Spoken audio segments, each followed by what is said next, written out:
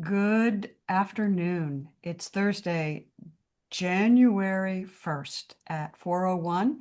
This is Finding the Advaita in A Course in Miracles, finding the non-dual perspective of A Course in Miracles, the non-dual teaching, the truth of non-duality, and we're going to get into that today.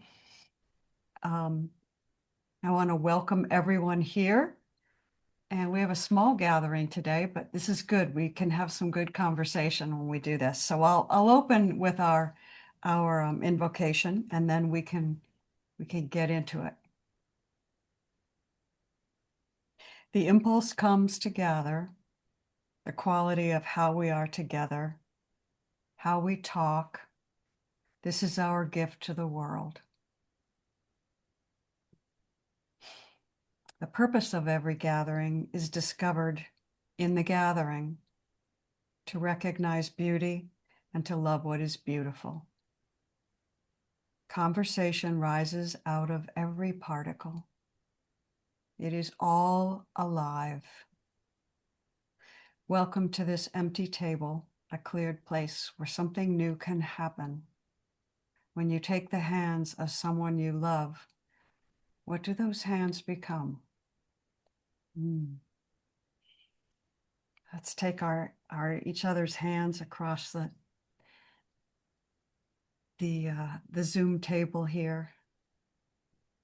I want to just begin by saying the sunset here on the East Coast is at 4:16 today. And on December 21st, it was at 4:08. So as of today, we've gained 8 minutes of light. And by the time this month is over, we will have gained an hour of light, or almost 1 hour. So truly, truly, the light is coming, and I always love this. It's the coldest time, but it's also when things really begin to start shifting. I look forward to it now too, because I can't drive very well at night anymore. So I wait for daylight savings time to be able to start doing some evening things. Very soon. Yeah, so true. I'm the same way. I think we all probably have that challenge. How was everyone's New Year's? New Year's Eve. Did anybody do anything special? I I went did. to a I went to a I went to a thing in Rehoboth, and it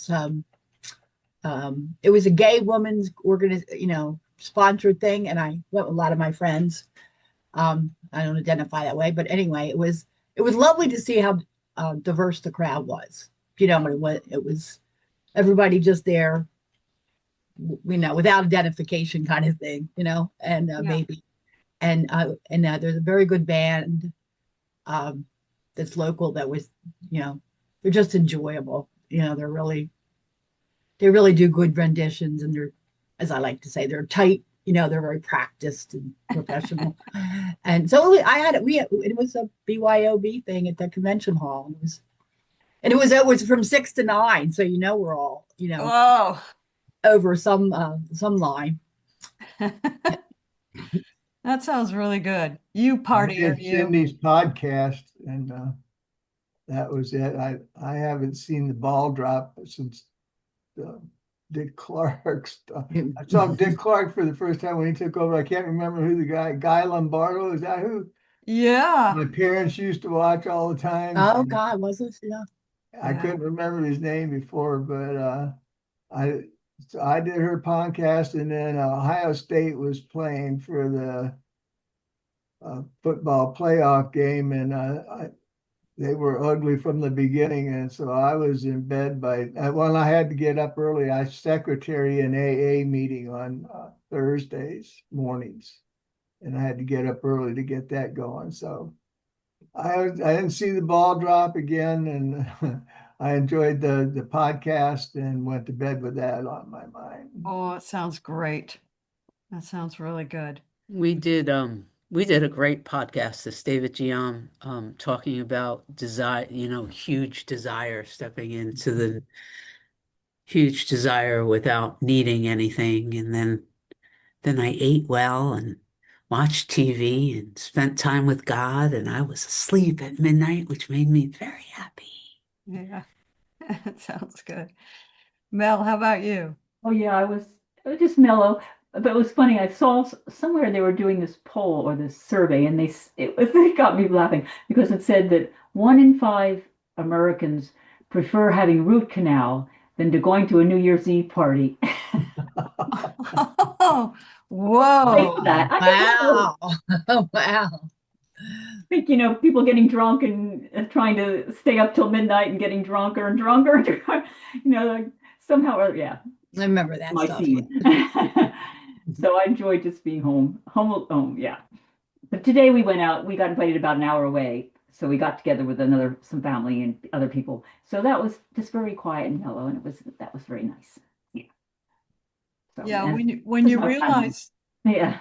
when you realize that you'd rather be in bed than be out partying, that's a really good thing to realize. I admit to that. Yeah.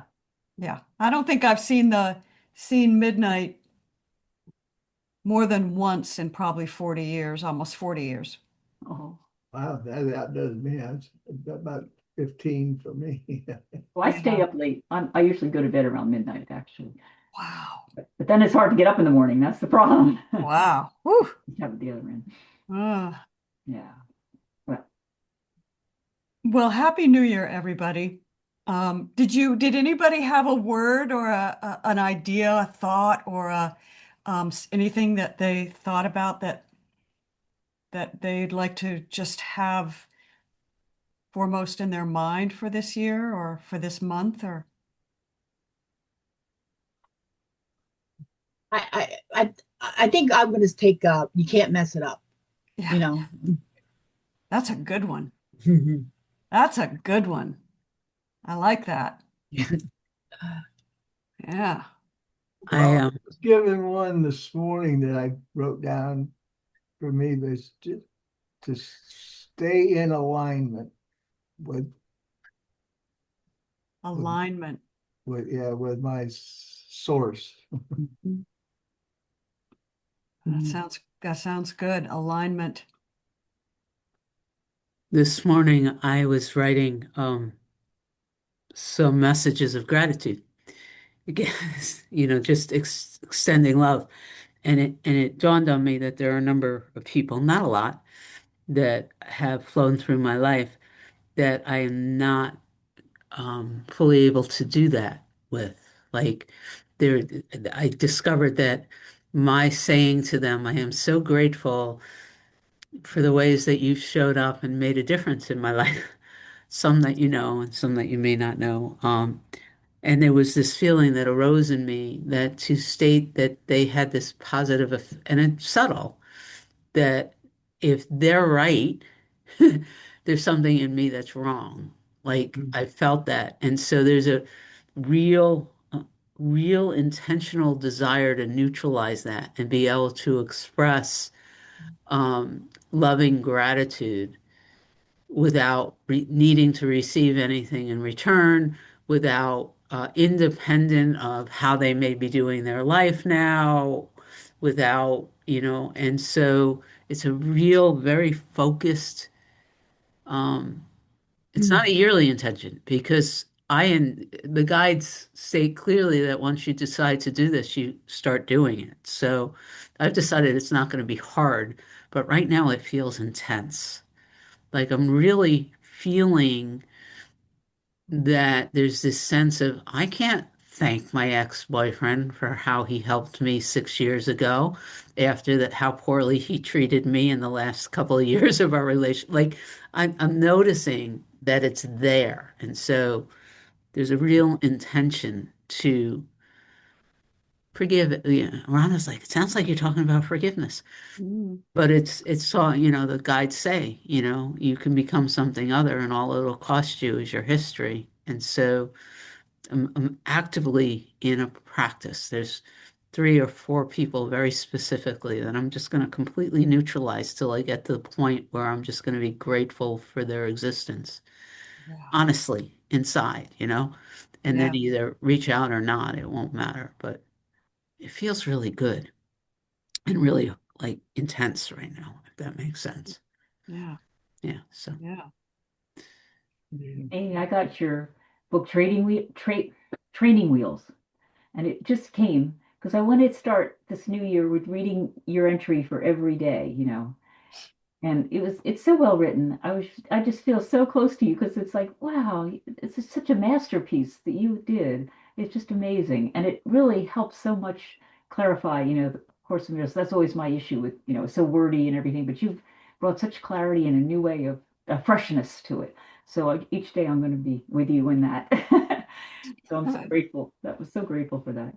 Well, I'm grateful that you say that, and um, I really didn't write it. It just came, you know what I'm saying. I'm just so happy that it's helpful. I Oh, really, really am so pleased that yeah. anything you find in it is, I love it. Oh, it's great. I'm so grateful.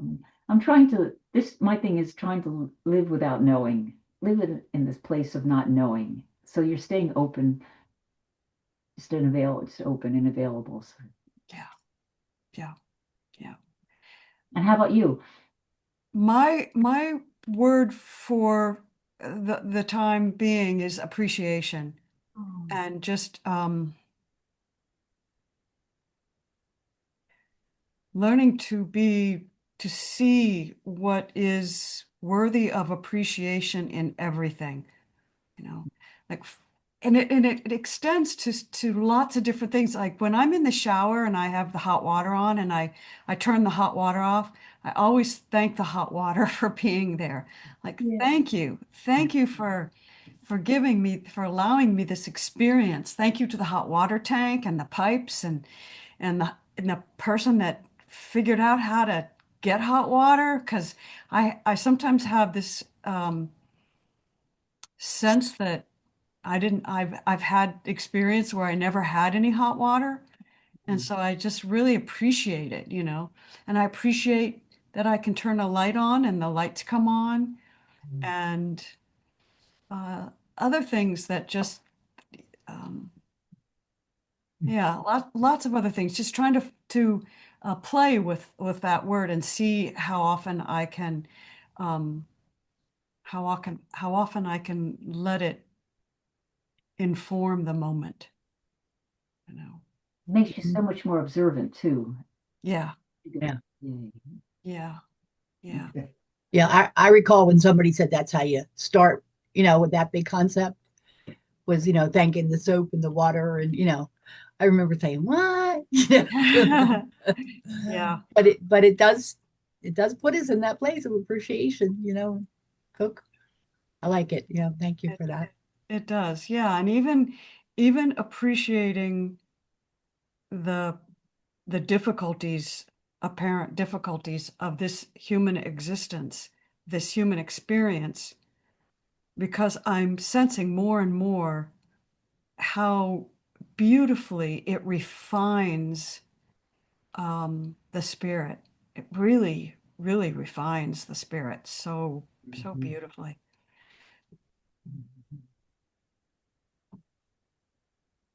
So, would you like anybody like to read? Anybody I'm like to? willing. Okay.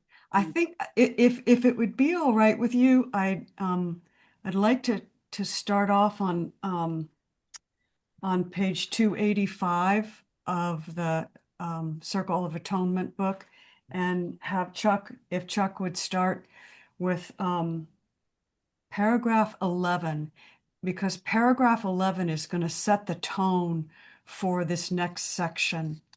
And I'll bring us back to paragraph 11 and 12, actually, just a couple of sentences in both paragraphs, because as we learn about the ego's use of projection, it's going to be important that we bring those in. So that's this could there's be a lot to talk about in this reading, I think. Do you want to start, Chuck, on? Sure, I'll be happy to start out. I was taking a quick look through here. I'm not seeing any of the very light underlining that you've talked about before to emphasize. Am I missing it? And it's there, or I'm not It's there. seeing- It's there. It's right there. You are the will of God. And that's, oh, wow. See, it's not, I, It's so light. I don't see it either. I saw it before when we did this, but I'm not seeing it today.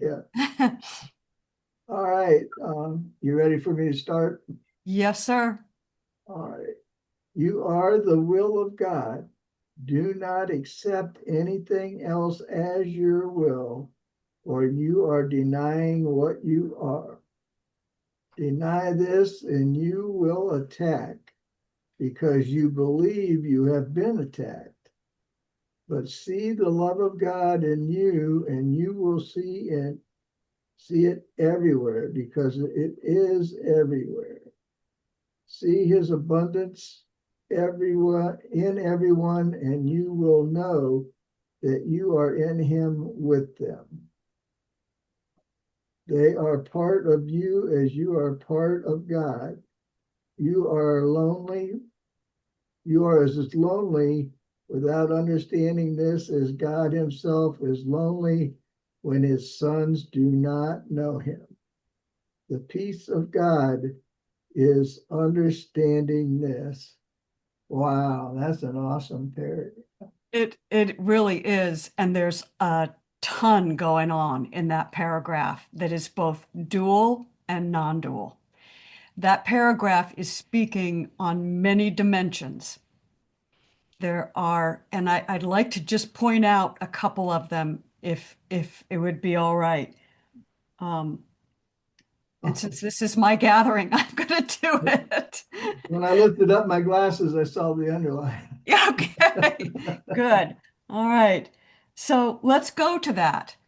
You are the will of God. That is your identity. It is not Chuck. It is not Amy. It is not Cindy. It is not Mel or Alice. You are the will of God. That's what we are. That in itself is all you need to know about yourself. That's it.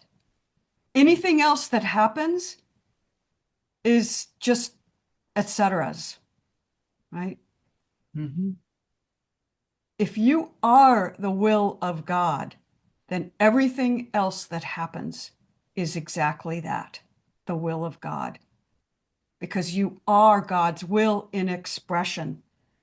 And then it says, do not accept anything else, not some things, not one thing, not this thing, or not anything else as your will, or you are denying what you are. That means do not accept self-judgment for thinking a negative thought. It just arises from the universe. It is the will of God, which is what you are. In the next section, it's going to tell us exactly what to do when negative thoughts arise. But for now, this is laying the foundation. You are the will of God. Do not accept anything else as your will. Like, oh, I thought this negative thought, therefore there must be something wrong with me. I thought this negative thought, therefore there must be something out of alignment from God. There must be, as Cindy says, someplace God is not. And I have to correct that by correcting my negative thought. No, this is powerfully non-dual. This is telling you there is nothing but God's will, and that's what you are.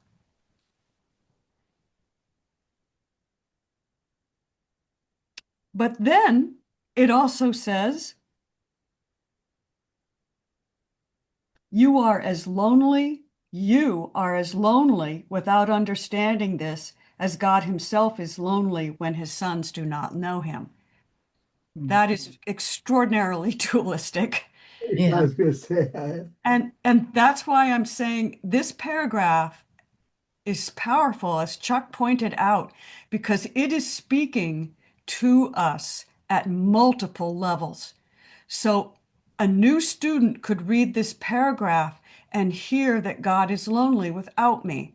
And that would be a powerful motivation for me to say, oh, oh, there's something in this for me, you know? But then for those of us who are really, and I don't want to say more advanced, less advanced, but for those of us who are just in alignment with the teaching at a greater non-dual level, or where there's more oneness in the teaching, we will see, it will speak to us at that level.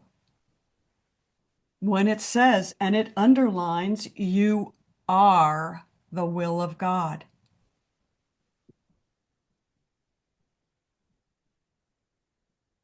So I just wanted to point that out. I wanted to say that. And then it says, it appeals to our heart. See the love of God in you, and you will see it everywhere, because it is everywhere. That is so sweet and loving.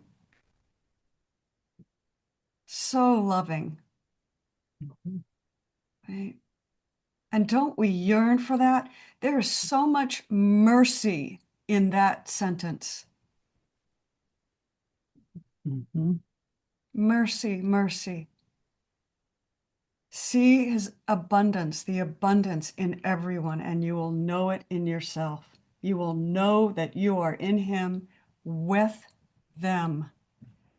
Wow. No more loneliness.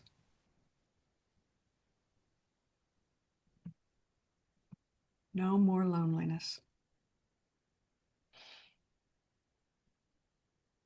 So I'm going to ask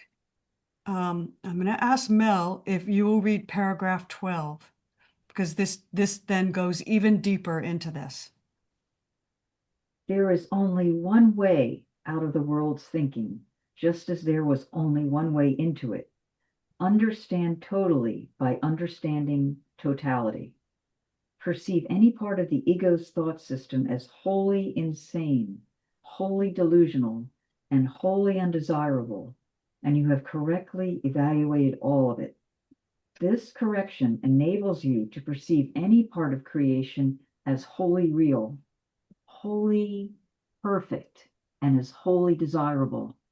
Wanting this only, you will have this only, and giving this only, you will be only this. The gifts you offer to the ego are always experienced as sacrifices, but the gifts you offer to the kingdom are gifts to you. They will always be treasured by God because they belong to his beloved sons who belong to him. All power and glory are yours because the kingdom is his. So that begins with a really powerful non-dual teaching, right? There's only one way out of this world, out of this world's thinking, understanding totally by understanding totality. That's pretty doggone clear.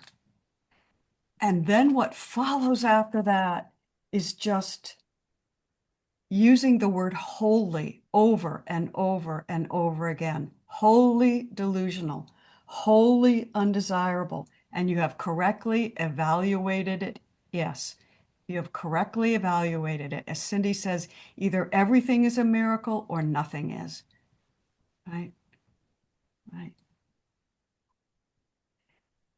And then this sentence that I'm looking at, sentence 3 here. This correction enables you to perceive any part of creation as wholly, again, wholly real, wholly perfect, and as wholly desirable.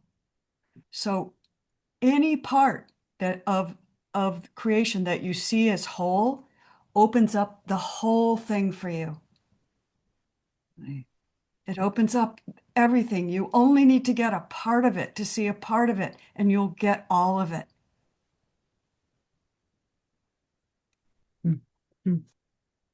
Right. There's no way you can lose in this. You can only win. As Alice said, that your thought. Would you repeat that again? I can't mess this up, or we can't mess this up. That's It's there, exactly. it's total. Yeah, there's totally totality. The totality is, and then the all you need is a crack in the system, um, for correction. Yeah. Yeah. Mel, do you have a thought? I'm looking at you. What are you Oh, thinking? well, the other one I was thinking about how this really exonerates you from anything, from everything. All your beliefs and your thoughts. And you just go back to what you truly are, and it's so liberating in that sense. I You don't, love that word, exonerate. yeah, Yeah. Mhm. we're all not guilty. I Yeah. love that. Not guilty. I love that. Yeah, Absolutely. Complete exoneration. from ourselves, we're the ones that make us feel guilty, right? Make us, Exactly. Exactly. Wow. The Right. gifts you Think what we offer. just did about being blameless, huh? Blameless, yeah, the blameless Son of God. Absolutely. Yeah. The prodigal son story. Absolutely. Mhm. You can't do anything wrong. I mean, you could literally spend the rest of your life sitting on the couch and doing nothing, and you would be perfect, right? It would be perfect. You can't mess this up. You just can't. So have fun and enjoy it, even the screw ups, right? Ah, what a great New Year's message. Well, and it's so profound. I mean, it sounds clippy, or whippy, or whatever the right word is for. And I remember having when I had a little card on my refrigerator for years when I first heard the concept that the universe found me not guilty. You know, it's like why we get so riddled up with that. Is problem one. I guess.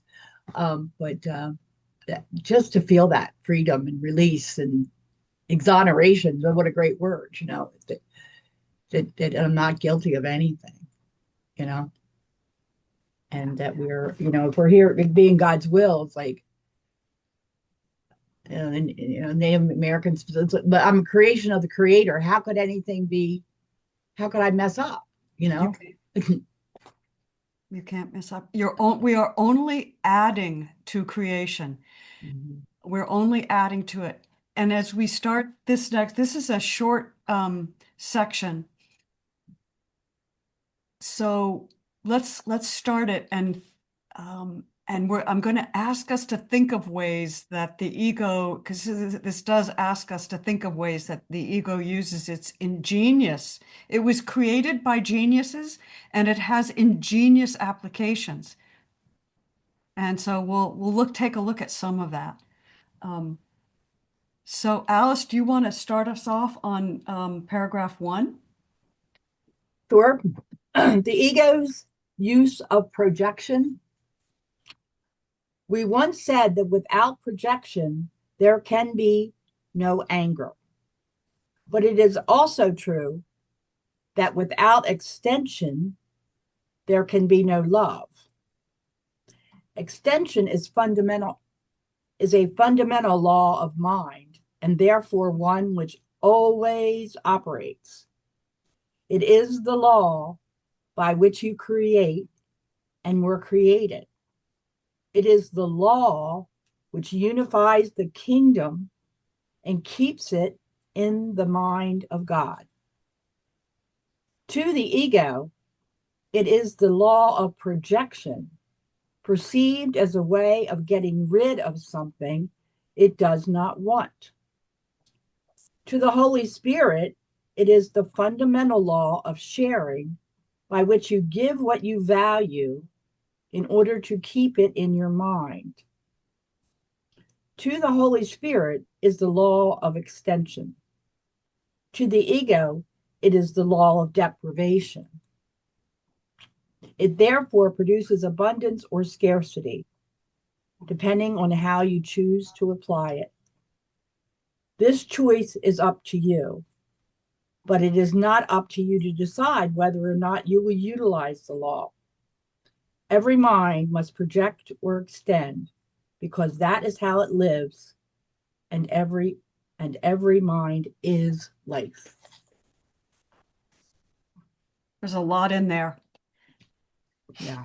I think the mind that they're talking about here when they say when the Christ consciousness says every mind is life is higher mind. Mm-hmm. They're talking about the mind in the upper room, right? Not the egoic mind here. Yeah, So and yeah. this is it's always been baffling to me, and still does a little bit, is who's the chooser? Where is that chooser? Say that again. Where is the chooser? Yes, yes. That still baffles me as long as I've been doing this. The chooser is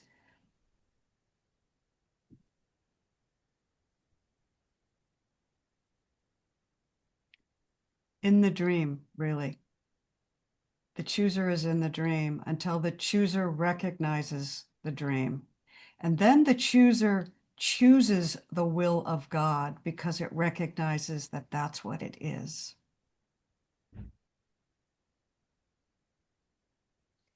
Let's start. Cindy, are you going to say something? I see you moving forward and Well, I'm sitting with what we did on Monday and how on Monday, this in the blameless son, there was a very clear teaching that you can't project blame. It needs to become something other. And I'm seeing the same thing in this paragraph. And I'm just in awe of the fact that we get the same messages over and over, like every page of the book. Such a huge book. It continually looks as if we're learning something different, but really it's the same teaching beautifully presented over and over and over again. And so just being able to say it, especially as I stated my intention earlier, like I'm very alive in how to utilize these teachings and watching the programming inside want to blame other people's behavior for certain things here. And we're doing these readings and I'm remembering Monday and I'm just looking at and I'm not feeling guilty, by the way. There is no guilt. There's no, it's all, it feels like such a gift for it all to be coming up in awareness, just how it's operating in Cindy, in Mhm. me. Mhm.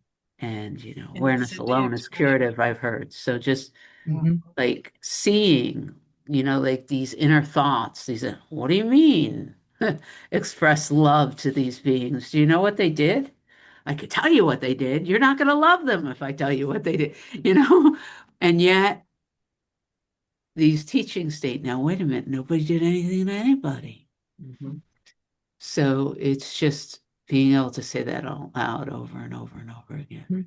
Mhm. Yeah, that's I what I have was going I was kind of playing the idea of extension, and I always have a problem with it in the sense that the totality cannot extend itself. It's everything and everyone.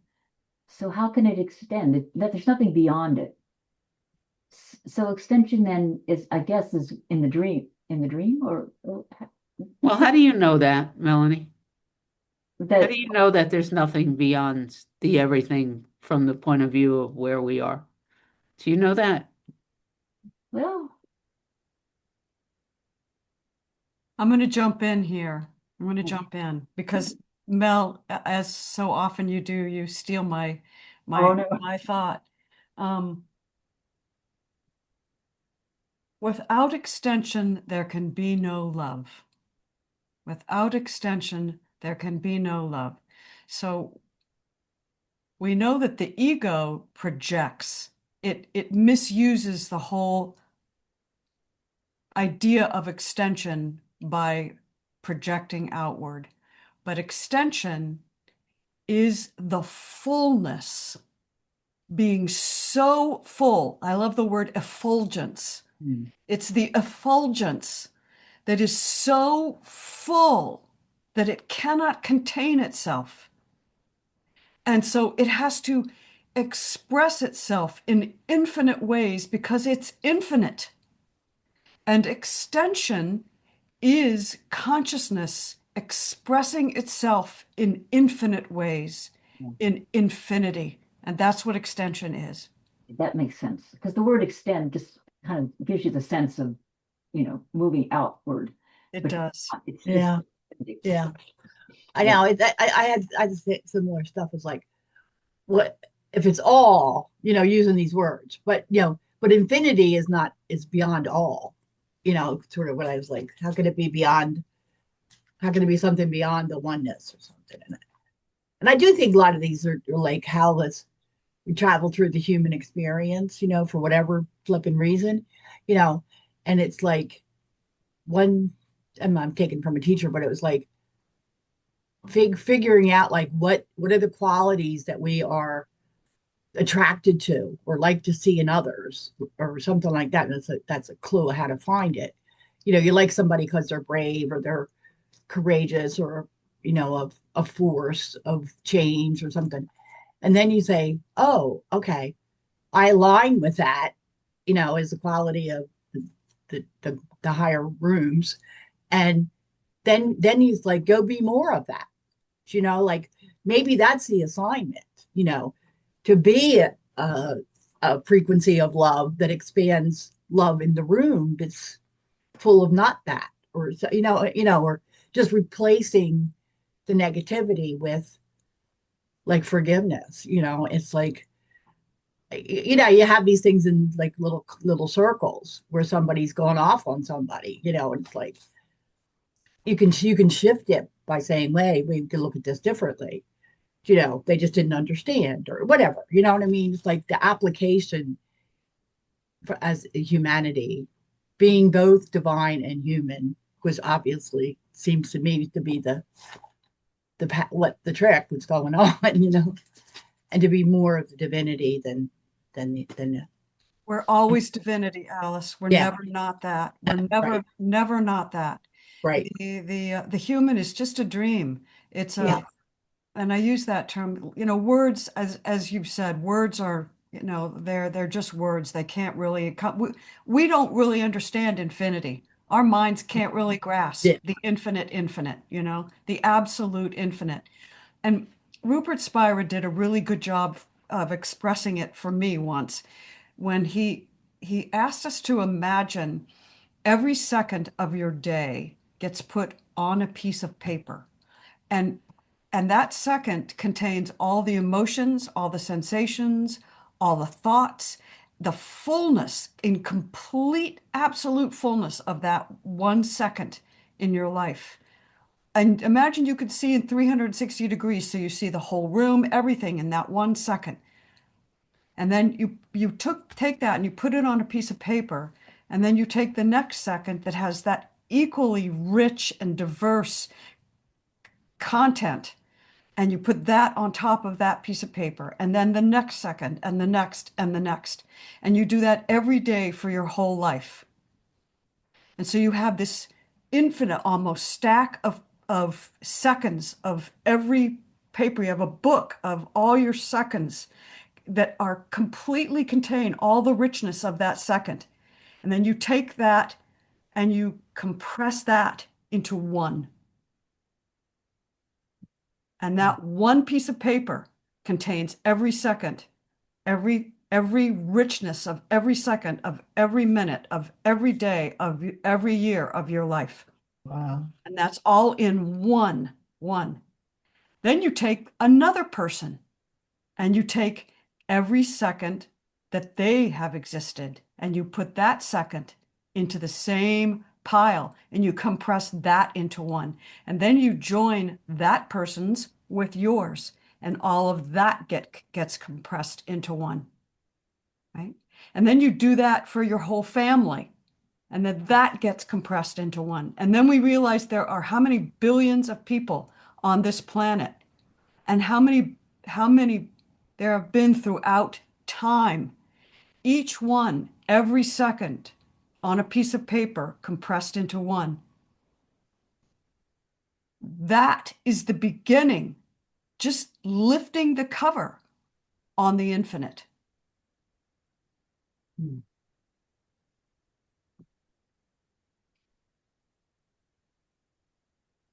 And so it's really, and that's extension, because it's love's extension that has moved itself through every single one of those seconds, in every single one of those days, in every single one of those years, in every single one of those lives. And there's no computer program that could ever create the complexity and the harmony and the alignment, Chuck, that is present in each aspect of that living reality. There's nothing out of order in any of it. There's no mistakes in it. It's all perfect.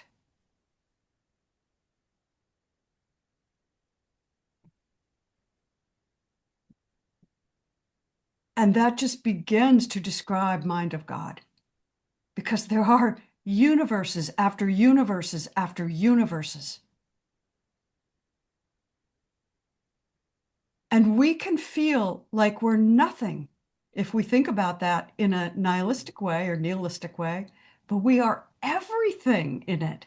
We are all of it. Mhm. And so that as we start on this next section, that's what extension is, right? That's extension.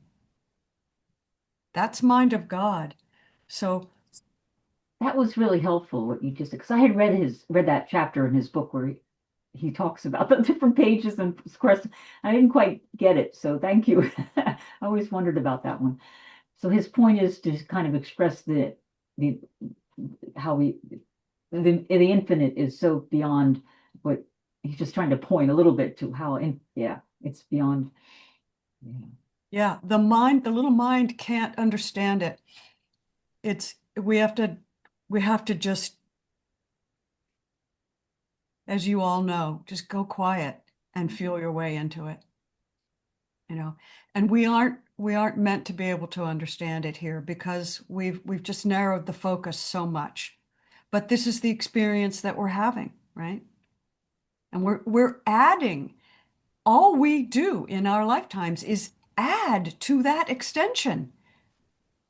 And so that's where, Alice, you can't get this wrong. She's 100%, 1,000% right. No matter what we do, we are adding to that extension. Wow. And no one else can add to that extension the way we can. Each one of us has a unique contribution to that infinite extension, and it's irreplaceable.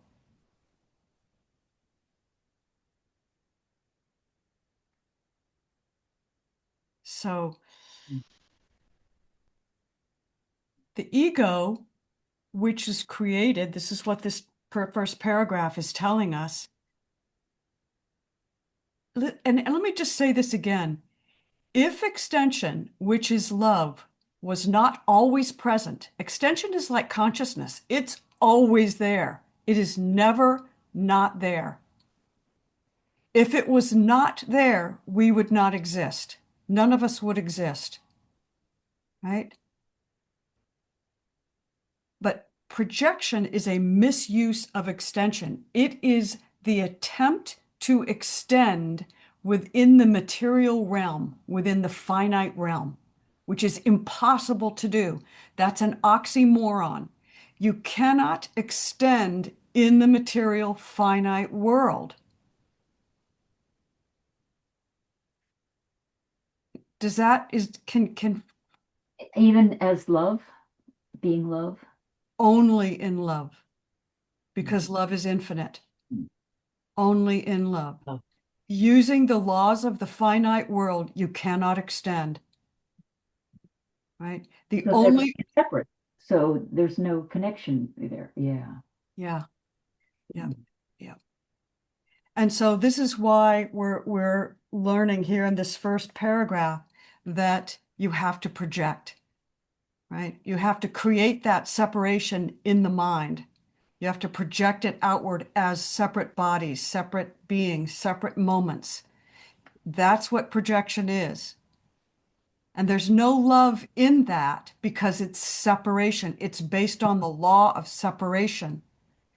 So it can't join, or if it does join, it will be seen as the nothingness that it is.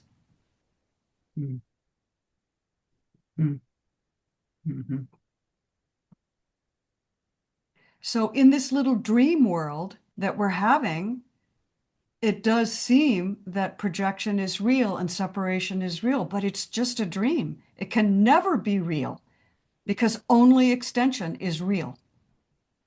Nothing else is.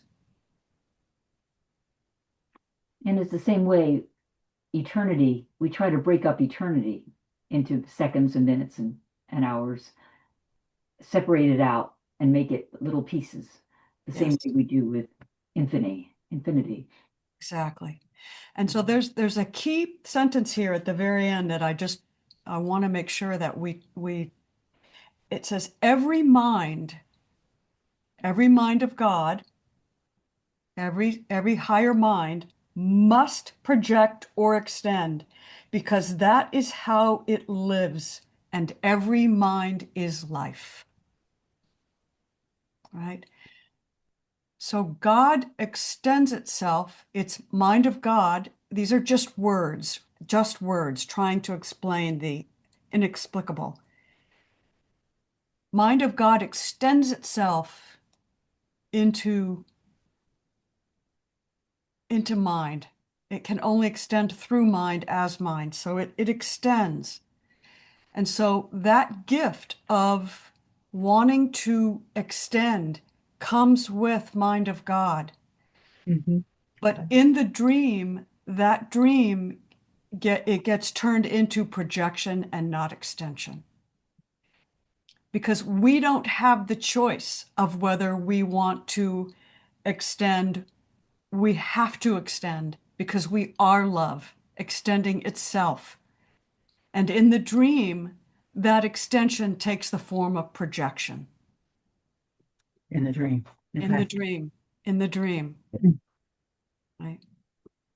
I think I'm attached to a definition of projection, from another kind of concept, like I try to be aware, and I mean, this is maybe just human mental health or something, but it's like when I project, it doesn't always have to be negative. Like that person's untruthful, that person's a liar. And there was a thing where you would like call that back and say, when am I untruthful? And it may be much more subtle than just lying about facts, but it's like, when I don't disclose how I really feel, when I don't disclose who I really am. Um, so it was so I try, I have a human awareness of being, what are my, and sometimes it's like, oh, they've got all the beauty, they've got all the talent, and you say, where am I talented, or what are my gifts or stuff. So, but it was just like, I've been playing with that word projection for a long time on a personal cleanup kind of project. So, Yeah. but I'm getting there with the extension in the true realm in reality, and its projection Yeah, in the dream. yeah. This entire world of separate bodies and separate objects is projection. Mhm. All of it. That's why the second lesson, is it the second lesson? No. First lesson we got today is nothing means anything that we see, right? Right, exactly. And then what I see is a form of vengeance. Oh, yeah. What I see is a form of vengeance. That is exactly what I see is projection. What I see is separation, separation from God. What I see, all these separate objects, which is why forgiveness is our function. It's like, oh, I've been asleep this whole time. It's not real, right? So we should really thank Trump. He's giving us such a great opportunity to see He how we're is projecting all the time. all the time. He's letting us throw it back right at us and saying you're projecting all this negative qualities out onto me. Yep. Yeah. He is a classic projector. So I came down this morning. We heat our house with a wood stove, and I noticed that I reached the bottom of the stairs, and my husband hadn't lit the wood stove. And there's a little thing in me that was like, shit, why do I always have to light the wood stove? He's in there taking care of his own business, and I have to light it again. And I caught that right there. I caught it. It was, and then I went into, ooh, Amy, can't we be done with this? Mhm. Can't we be finished with this? Does this make you happy? And then I have to ask, who wants to be done with it? Who thinks that they need to be done with it in order to be happy? So what I'm showing us is through my own example, through a Cindy example, because Cindy uses her own life all the time to teach us the ingenuity of the egoic use of projection is really phenomenal, you know? And as long as we're in this world, in these bodies, it's going to be playing out. It's just doing its job, right? So don't friggin' worry about it. Just notice it. And we're gonna get to the fact that we just notice it. Just Let yourself off the hook because it's just happening. it just happens. It's what's happening. Okay. Exactly. It's not your fault. It's just arising, right? Because you are the will of God, right? You are the will of God. Don't take it too seriously. It's just an experience. This is so rich. So rich. This is like having a spiritual chocolate fudge sundae. Every time we realize this, and it never ends, and it's not fattening, and it doesn't raise your cholesterol. It's fantastic. Yeah. Oh, okay. I would love to read. We have 5 minutes. Let's read. Alice read. Mel, have you read? Okay. Cindy, do you want to read? Cindy, yeah.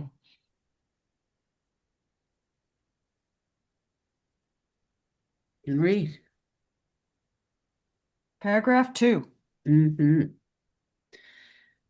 ego's use of projection must be fully understood before the inevitable association between this law and anger can be finally unmade. The ego always tries to preserve conflict. It is very ingenious in devising ways which seem to diminish conflict, only because it does not want you to find it so intolerable that you will insist on giving it up. Therefore, it tries to persuade you that it can free you of conflict, lest you give it up and free yourself. There you go.